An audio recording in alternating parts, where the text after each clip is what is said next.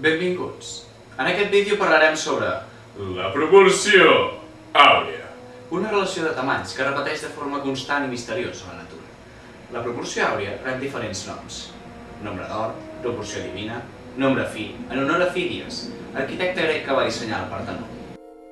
Diem que la proporció entre dues magnituds és àurea quan, al dividir la gran entre la petita, ens dona el nombre irracional fi, 1,61803, etc. El nostre viatge començarà a Egipte. Us hi esperem.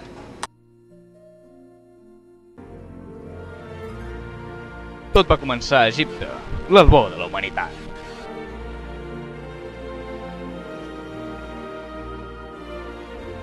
Ja en aquesta època remota, veiem indicis de la proporció àurea en construccions com les piràmides. Per exemple, la gran piràmide de Keops, el quocient de l'alçada de cada costat entre la longitud de mitja base és igual a fi. Y lo demás, cuento, solo cuento, y nada más que cuento.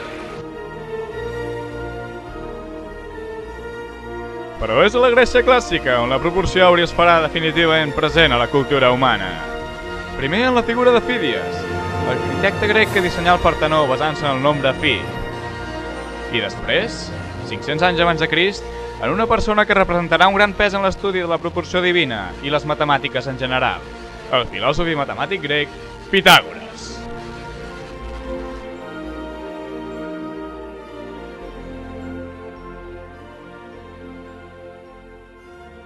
Ara sí, ara s'acaba.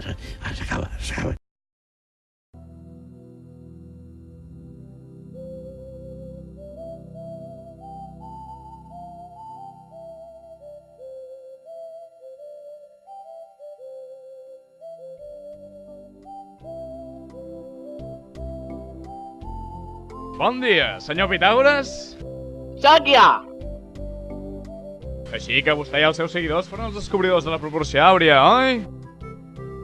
Bé, de fet, creiem que aquest nombre ja havia estat descobert anteriorment per altres cultures.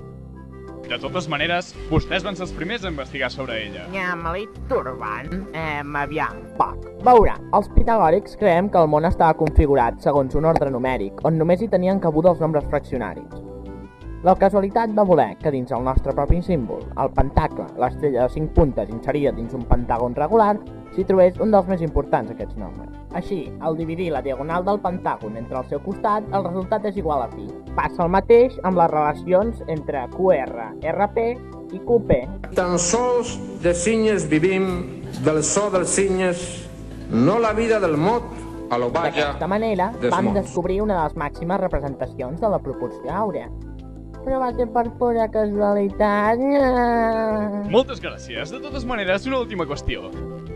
És cert que vostè va ser el descobridor del teorema que porta el seu nom? No exactament. De fet, li vaig plagiar un paio que es deia Rin, que va viure uns 1000 anys abans que jo nasqués, però no li deu a ningú. Tu eres muy malo.